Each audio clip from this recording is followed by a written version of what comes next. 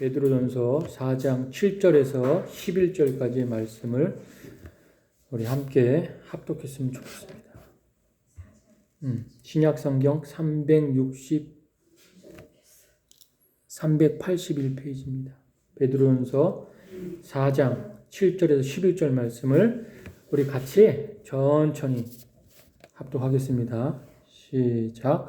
만물의 마지막이 가까이 왔으니 그러므로 너희는 정신 차리고 근신하여 기도하라. 무엇보다도 뜨겁게 서로 사랑할지니 사랑은 허다한 죄를 덮느니라. 서로 대접하기를 원망 없이 하고 각각 은사를 받은 대로 하나님의 여러 가지 은혜를 맡은 선한 청지기 같이 서로 봉사하라. 만일 누가 말하려면 하나님의 말씀을 하는 것 같이 하고 누가 봉사하려면 하나님이 공급하시는 힘으로 하는 것 같이 하라. 이는 범사에 예수 그리스도로 말미암아 하나님이 영광을 받으시게 하려 함이니 그에게 영광과 권능이 세세에 무궁하도록 있느니라. 아멘. 아멘. 이 말씀 가지고 오늘은 서로 사랑하라라는 제목으로 함께 은혜를 나누도록 하겠습니다. 자, 예수님이요, 부활하시고 난 다음에 이 땅에 초대교회라는 그 초대교회 공동체가 세워지기 시작했습니다.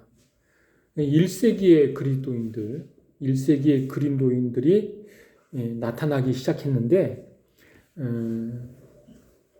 이 지금까지 이 교회의 역사라 그럴까요? 기독교의 역사를 보면 세상에서 가장 큰 영향력을 준 때가 바로 1세기의 교회였어요. 초대교회. 그리고 1세기의 그리스도인들. 세상에서 엄청난 영향력을 끼쳤습니다. 그러니까 세상 사람들이 그리스도인들을 바라보고 교회를 바라볼 때 저거 배워야 된다. 저 사람들의 삶, 저 사람들의 성품은 우리가 배워야 된다.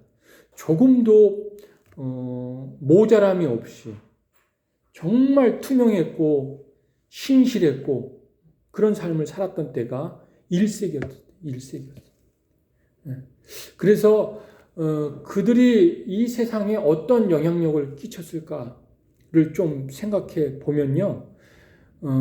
세상 사람들이 그러니까 교회 안에서 그리스도인이 그리스도인을 보는 관점이 아니라 세상 사람들이 그리스도인을 보는 관점인데 그때는 1세기 때는 크게 두 가지 큰 특징이 있었어요. 하나는 뭐였냐면은 그리스도인들이 지금 핍박을 받고 있었다는 거예요. 그러니까 예수 믿기 정말 힘들었던 그런 때였어요. 그리스도인들이 지금 어려운 상황, 힘든 상황, 박해를 혹독한 박해를 받고 있었다. 모든 그리스도인들이. 로마 군사들이 그리스도인들만 보면은 잡아서 옥에 가두고 굶기고 고문하고 심지어는 죽이기까지 하는 그런 때. 예수 믿기가 얼마나 힘들었는지 몰라요. 그런 때. 그런 상황이었다는 거예요. 그런데 이상하게도 불신자들이 그리스도인들을 보면은 칭찬을 했어요. 로마 군사들도 칭찬을 하고 안 믿는 유대인들도 칭찬을 하고 이방인들도 칭송을 했다. 이 사도행전을 읽어보면요. 그리스도인들을 칭송했다, 칭찬했다, 높였다. 그런 얘기가 많이 나와. 이 두 가지가 불신자들이 그리스도인들을 보는 가장 큰 특징이었어요. 핍박을 받고 그리고 또 칭송을 했다. 핍박을 받는데 그들을 칭찬을 해요. 말이 안 되는 거 아니에요? 아니, 박해와 칭찬 이거는 어울리지 않는 말이에요. 근데 그리스도인들에게 그 말이 적용되는 거예요. 예수 믿기 가장 힘들었는데 그들이 신실하게 예수 믿는 것을 보면서 이방인들이 또 로마 군사들이 칭찬을 해요. 칭송을 해요. 대단한 믿음이다. 자, 그러면은 한번 우리가 오늘날을 한번 보죠. 오늘날 그리스도인들은 어떤가? 우리는 지금 신앙의 자유가 있는 땅에서 예수를 믿어요. 근데 세상 사람들이 우리를 바라보는 시각은 어떤가요? 1세기의 그리스도인들, 특별히 그 이방인들이 그리스도인들을 바라보는 시각 중에 칭송을 했다는 거예요. 여러 가지 부분을 칭송했을 거예요. 근데 그 중에서 가장 크게 이것 때문에 칭송하는 부분이 있었어요. 그게 뭐냐면 사랑하는 것. 그들은 예수를 믿고 그렇게 핍박을 받으면서요, 정말 진실하게 사랑하는 사람들이었어요. 막 옆에 가면 막 사랑이 느껴져요. 용서가 느껴져요. 포용하고 이해하고 용납하고 사랑하는 그 사랑이 느껴져요. 그것 때문에 칭송을 한 거예요. 그렇게 박해를 하는데, 그렇게 고문을 하고 감옥에 가두고 그러는데, 그들도 사람인데 용서를 해요. 주님의 십자가의 이름으로 용서를 해요. 포용을 해요. 용납을 해요. 왜? 주님이 원수까지 사랑하라고 하셨으니까. 지금 죽어도 죽음 직전에 용서하고 죽는 거예요. 고문을 당하는데 눈물로 나는 당신을 용서합니다 라고 고백하는 거예요. 그러니 거기서 이방인들이 막 마음이 무너지는 거예요. 막 칭송하는 거예요. 어떻게 그럴 수 있냐? 나는 당신의 원수인데 지금 나는 당신을 향해 고문을 하고 당신이 그리스도라고 신고를 했는데, 고발을 했는데 어떻게 고발자에게, 고문을 하는 자에게 용서를 할 수 있냐? 용서한대. 그런데 오늘날 그리스도인들, 우리들을 보면은 사랑하는 건 고사하고요, 서로 암투가 있어서 싸우고 상처를 주고 불신하고 이런 일이 많이 일어나지 않나요? 교회 안에서. 그래서 교회 안에서 이방인들은 볼 필요 없고 그리스도인들조차도, 신앙인들조차도 더 이상 신앙생활 못하겠다, 더 이상 교회 다니기 힘들다 하면서 신앙을 포기하는 이런 일들이 많이 일어나고 있잖아요. 우리가 1세기의 그리스도인들, 초대 교인들을 바라보면서 특별히 이 사랑에 대한 부분, 특별히 마지막 때를 살아가는 이 시대에 지금 본문의 베드로 사도가 아주 강력하게 경고하고 요청하고 도전하는 부분이 사랑해라. 무엇보다도 너희들 뜨겁게 사랑하라. 라고 말씀하고 있어요. 왜? 마지막 때가 되면요, 인간이라는 존재는요, 굉장히 이기적이 됩니다. 사랑을 잃어버려요. 그래서 성경에도 사랑이 식었다, 사랑을 잃어버렸다, 이런 말이 참 많이 나와요. 하나님은 사랑이신데 사랑이 식었다. 그래서 이 마지막 때에 베드로 사도가 경고의 말씀을 합니다. 우리들에게 또 그 당시에도 경고의 말씀을 하는데 서로 사랑하라 라는 말씀을 합니다. 우리 몇 가지 좀 살펴봤으면 좋겠습니다. 한번 오늘 본문 7절, 8절을 같이 읽겠습니다. 시작. 만물의 마지막이 가까이 왔으니 그러므로 너희는 정신을 차리고 근신하여 기도하라. 무엇보다도 뜨겁게 서로 사랑할지니 사랑은 허다한 죄를 덮느니라. 아멘. 아멘. 자, 지금 베드로 사도는요, 종말의 시대, 예수님 당시에도 종말이라고 그랬어요. 그러면서 이 마지막 때가 되면 난리와 난리, 소문과 소문이 일어나면서 사람들이 우왕좌왕 막 산으로도 올라가고 막 우왕좌왕 할 것이다. 하지만 너희들은 믿음이 흔들리지 않고 나를 믿고 이 말씀을 지키면서, 신앙을 지키면서 그렇게 살아야 한다 라고 마지막 때에서 이야기를 했는데, 베드로 사도도 이 마지막 때에 그리스도인들에게 경고를 하는 게 바로 뭐냐? 서로 사랑해야 된다. 이 사랑을 잃어버리면 안 된다. 사랑이 식어지면 안 된다. 서로 사랑하라는 말을 하고 있는 거예요. 그런데 이 사랑하라는 말을 하는 이유가 뭐냐면 첫 번째 이유가 지금 베드로가 살았던 그 당시에도 마지막 때라 그랬잖아요. 마지막 때. 근데 오늘날도 마지막 때. 마지막 때를 살아가기 때문에 그런 거예요. 마지막 때를 살아가기 때문에. 여러분 7절을 보면요. 만물의 마지막이 가까이 왔으니. 마지막. 이 마지막이라는 단어는요. 여러분 무슨 단어냐면 여러분 마지막 하면 인생의 마지막 하면은요. 그때는요. 인생을 결산해야 될 때 결산. 결산이 뭔지 알아요? 결산이 그 사업하는 사람들, 특별히 가게 하는 사람, 장사하는 사람들 아침에 문 일찍 열어요. 열어가지고 이제 장사해요. 사람들이 와서 오고 가면서 물건을 사고 팔고 그래요. 그러면 하루 종일 장사하고 나면 저녁에 가게 문 닫죠. 닫고 돈통을 가지고 와서 오늘 얼마 벌었는지, 물건은 어떤 것이 많이 나갔고 어떤 것이 적게 나갔고 내일 다시 새로운 물건 들여올 건 무언지 해가지고 재료비 다 빼놓고 순수이익을 결산을 해요. 계산을 해요. 이게 결산이에요. 결산. 네? 자, 그러면은 사업하는 사람들의 결산은 순수이익 얼마나 벌었는지, 돈은 얼마나 나갔는지 이걸 계산을 하는 거예요. 그럼 정치인들의 결산은 뭐예요? 그 정치인들은 자기 임기 동안 내가 국민을 위해서 실적을 얼마나 쌓아 올렸는지, 공로를 얼마나 세웠는지, 이게 결산이에요, 정치인들은.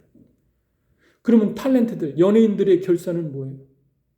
그들은 인기로 먹고 살아요. 인기로. 그래가지고 이 연말 되면 뭐 연기 대상 뭐 이런 거 있잖아요. 각 방송사마다 대상 타고 상 타고 그거 가지고 아 내가 인기가 있구나. 내가 연기를 잘했구나. 내가 시청자들에게 많은 관심을 받았구나. 그게 결산이에요. 자, 그러면은 신앙인들에게 결산이 뭘까요? 신앙인들에게 결산. 이 마지막 때를 살아가는 우리들에게 하나님이 요구하시는 그리고 도전하시는 결산이 무엇일까요? 자, 그거는 중요한 건데 기독교의 중요한 건데 두 가지입니다. 뭐냐면 하나님과의 관계 그리고 이웃과 사람들과의 관계. 내가 이 마지막 때를 살아가면서 정말 하나님과의 관계가 가까웠느냐.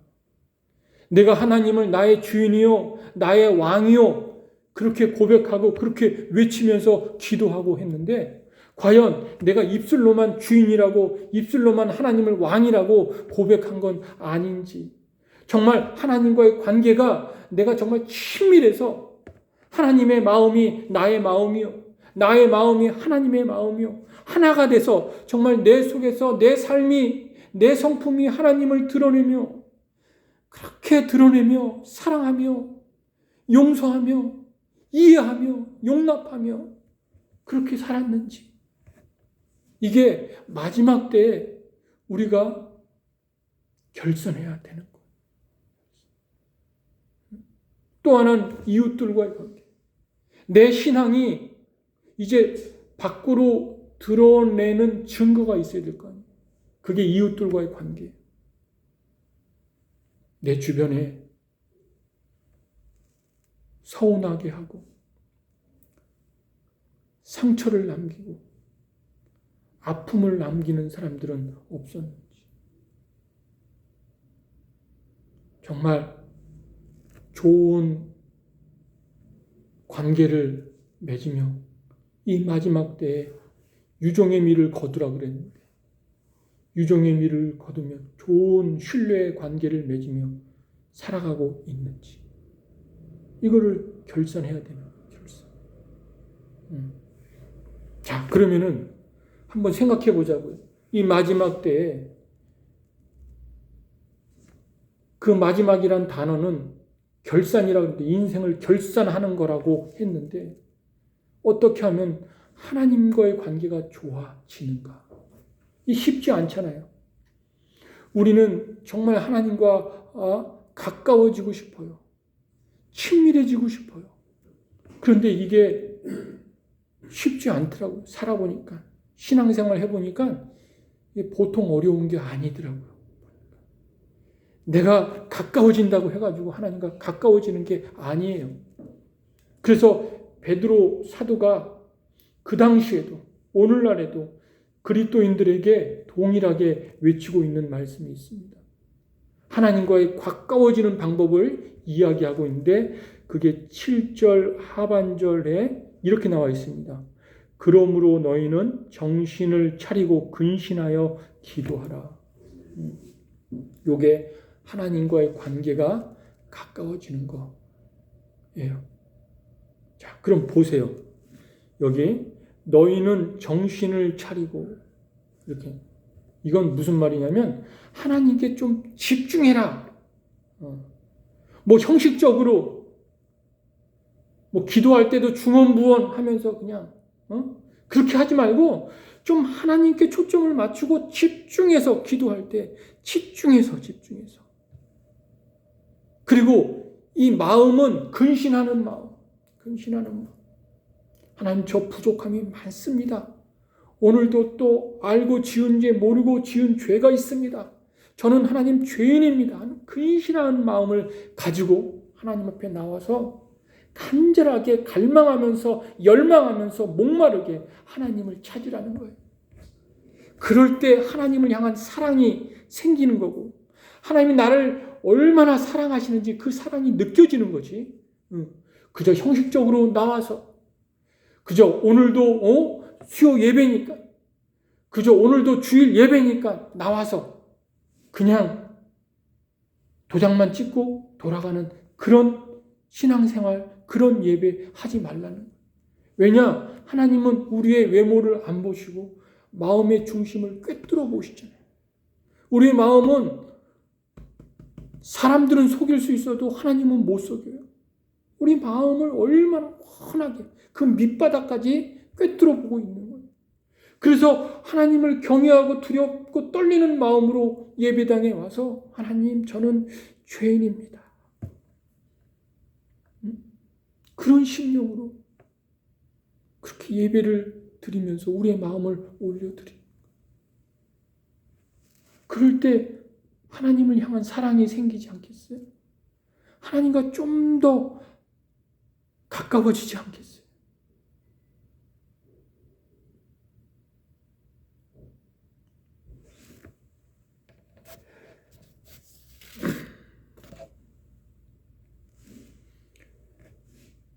저는 그 목회를 하고 신앙생활을 하면서 좋아하는 단어가 좀 생겼어요. 신앙에 있어서, 믿음에 있어서. 뭐냐면요. 갈망한다, 목마르다, 갈급하다 이런 단어 있죠. 그게 신앙생활에 굉장히 중요한 단어더라고요. 왜냐하면 이성으로도 아는데 또 의지로도 행동하는데 내 감정은 아닐 때가 있어요. 보니까 감정은 아닐 때. 그러니까 억지로 할 때도 막 있고 그냥 의지는 행동하는데 이 마음의 감정, 생각, 논리는 있는데 감정이 안 따라줄 때, 감성이 안 따라줄 때 그때가 있어요. 근데 신앙생활의 어떤 핵심적인 부분은 예수님을 인격적으로 만나는 건데 이성, 의지, 감정이 인격인데 이게 다 같이 만나는 건데 가장 만나기 힘든 게 이 감성 부분이더라고요. 보니까. 왜냐하면 보세요. 사람들에게 상처를 받잖아요. 상처를 받으면 가장 심하게 타격을 받는 게 이 감성 부분이. 감성이 메말라져 버려요. 감성이. 눈물도 사라지고 툭하면 분노가 올라오고 또 불안이 찾아. 이게 다 감성에서 일어나는 거예요. 갈망함도 사라지고 목마름도 사라지고 감성에서. 아무리 생각을 가지고 있어도 감성이 메말라가지고 생각만 가지고 있을 때가 있고, 그리고 형식적으로 의지, 몸만 와 있을 때가 있고. 그래서 하나님이 터치하시길 원하는 게 이 감성.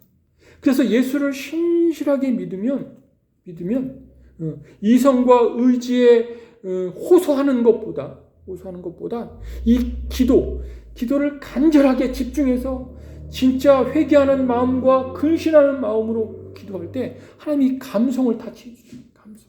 그래서 감성이 치유가 일어나고 회복이 일어나고, 그러면서 내 마음에 이 감성의 문이 풍성해지면서 막 눈물이 많아지면서 열정이 회복되고, 그러면서 더 목말라지고, 하나님 더 찾기를 원합니다. 하나님 저 만나기를 원합니다.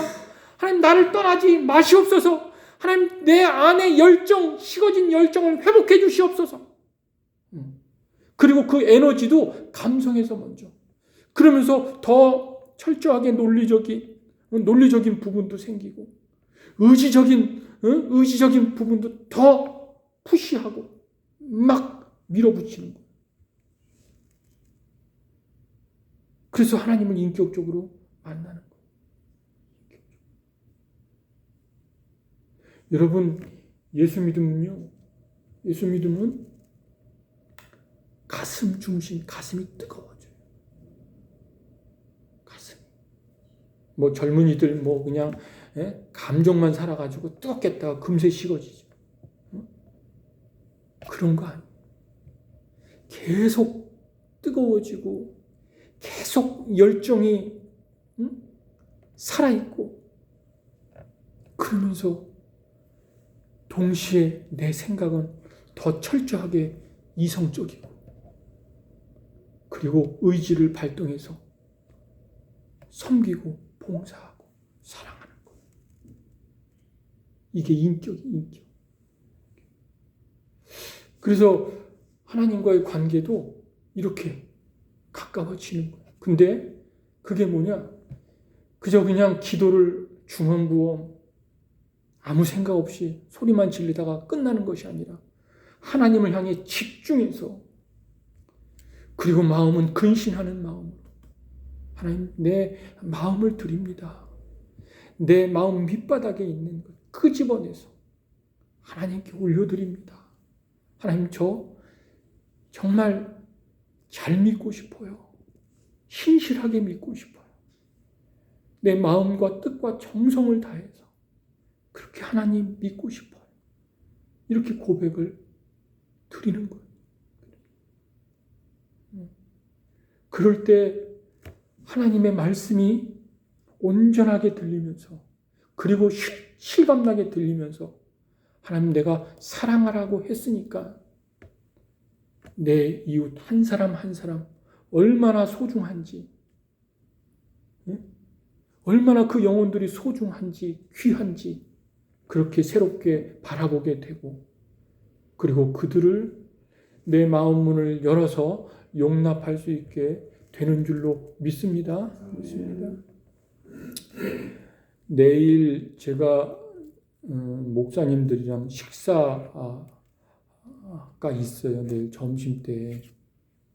근데 그 목사님들 중에서 저한테 상처를 좀 크게 준 사람이 있었어요. 이게 마음이 쉽게 가시지가 않고 용서가 안 되는 거예요. 근데 세월이 좀 흘러서 다시 만나게 됐는데, 만나면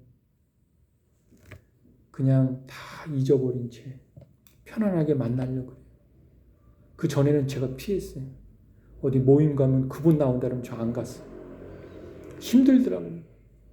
꽂혀버리니까, 이 감정에 꽂혀버리니까 너무너무 힘들더라고요. 근데 하나님이 사랑하라 그랬잖아요. 사랑하라.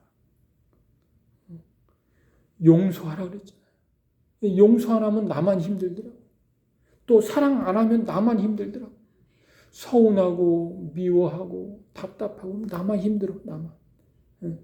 지옥이 딴 게 아니야. 내 안에 내 안에 어둠이 임하면 그게 지옥이죠, 뭐. 지옥이죠. 그래서 그러면 안 되지. 관계가 얼마나 중요해요, 관계가. 응? 관계가 너무너무 중요한데. 그래서 제가 내일 만나가지고 같이 맛있게 식사하면서 그동안 어떻게 지냈습니까? 안부도 묻고 다시 관계를 쌓아가려고 합니다. 이 마지막 때가 되면요, 사람이 굉장히 이기적이 되고, 그리고 사람들마다 사랑을 잃어버리게 됩니다. 자기밖에 몰라요. 그래서 사랑을 잃어버리게 돼. 그래서 베드로 사도도 성령을 충만하게 받은 그 하나님의 눈으로 그리스도인들을 보니까 그 박해 가운데에 막 사랑이 식어지기 시작하는 거예요. 그걸 본 거예요. 그러면서 베드로 사도가 다른 거 이야기하지 않아요. 뭐 사명을 끝까지 목숨을 다해 감당해라, 뭐 전도를 많이 해라, 뭐 이렇게 얘기하지 않고, 너희들이 식어진 사랑, 잃어버린 사랑을 다시 회복해야 되는데, 그 방법은 하나님이 예수 그리스도를 십자가에 보내셔서 우리 죄를 대신 담당했는데, 그거 붙들고 기도하라. 정말 목숨을 다해 집중하면서 근신하면서 기도하라.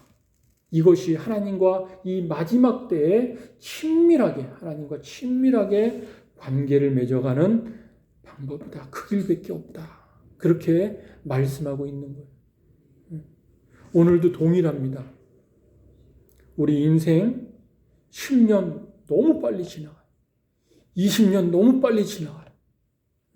이렇게 빨리 지나가는 이 인생 속에 우리가 돌아보면 내가 뭐 했나, 정말 공허할 때도 많고 후회도 많은데, 그 속에서 하나님과의 관계가 날이 가면 날이 갈수록 점점 더 가까워지고 친밀해지기를 주님의 이름으로 축원드립니다. 뿐만 아니라 거기서 멈추는 게 아니라, 두 번째로는 내 이웃을, 하나님이 나를 그렇게 사랑해 준 것 같이 내 이웃을, 다 내 이웃이에요. 내 이웃이. 그 이웃을 사랑할 수 있는, 의지적으로도 이성과 감정적으로, 인격적으로 사랑할 수 있는, 그래서 사랑의 삶이 될 수 있는 그런 여러분 되길 주님의 이름으로 축원드립니다. 축원드립니다. 여러분, 이 죄라는 것은요, 결과적으로 따지고 보면 관계에 단절시키는 거예요. 죄가 세상에 들어와서 하나님과 사람과의 관계가 단절됐어요. 그래서 죄에 얽매여 있으면요, 그 속에는 사랑이 없어요. 용서가 없어요. 용서가 안 돼요. 사랑이 안 돼요. 오히려 단절시키지. 안 만나면 그만이지. 안 보면 그만이지. 저도 제 마음속에 그런 마음이 너무너무 많이 들었어요. 그게 죄예요, 죄. 그런데 하나님께서 먼저 그 죄에 우리가 먼저 단절시킨 그 죄, 하나님께서 먼저 그 죄의 복을 허물어뜨리고 다가오셔서 어떻게 사랑하는지 그 사랑하는 법을 알려주셨어요. 조건 없이 사랑하라는 거예요. 하나님이 우리를 조건 없이 사랑하신 것처럼 조건 없이 대가 바라지 말고 사랑하라는 거예요. 용서하라는 거예요. 그것을 알려주셨습니다. 자, 또 하나 살펴볼게요. 이 베드로가 서로 이 종말의 때에 서로 사랑하라고 했는데, 왜 사랑하라고 했냐면요, 여러분, 우리 삶은 하루만 살고 끝날 거 아니에요. 그래도 70년, 강건하면 80년, 요즘엔 100세 시대를 살아가는데, 내가 살아가는 동안 내 삶의 영역이라는 곳이 삶의 장이 있어요. 공간, 삶의 장.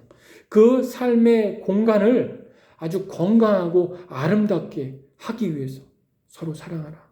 네가 있는 곳이 어디냐? 네가 있는 곳이 그 당시에는 뭐 카타콤이잖아요. 막 그냥 박해받으니까 숨어 있잖아요. 굴 속에 숨어 있고, 동굴 속에 숨어 있고, 숲 속에 숨어 있고. 네가 있는 곳이 아무리 감옥이고 아무리 열악한 곳이고 아무리 사막이고 그런다 할지라도 네가 있는 곳은 정말 건강하고 아름다운 곳이었으면 좋겠다. 하나님의 사랑으로 그것을 이야기해 주고 있는 거예요. 뭐냐면 여기 보면 오늘 본문 보면요.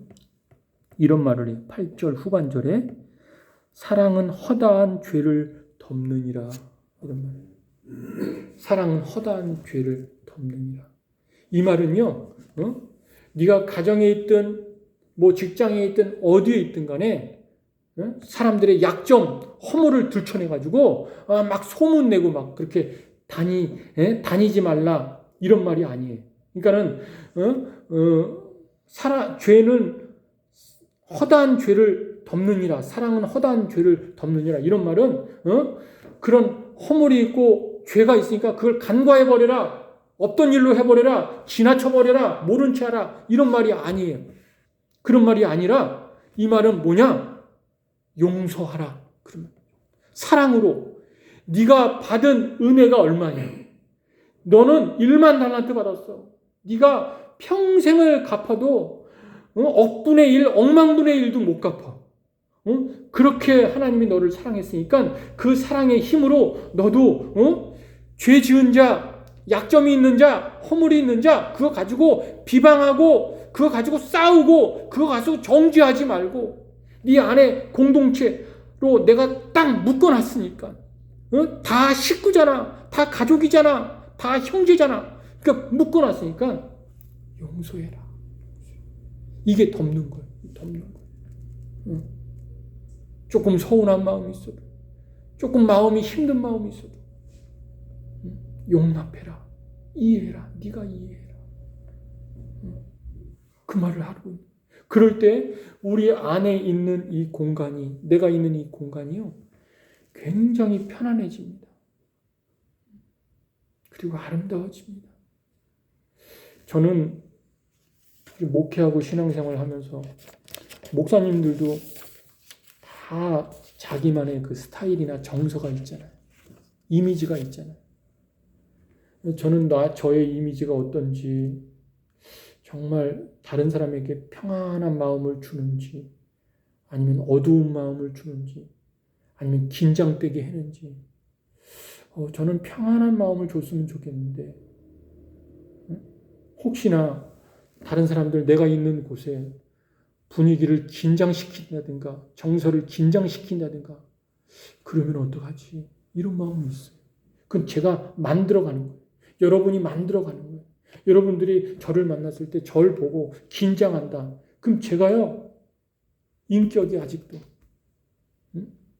용서하지 못하는 마음이 있고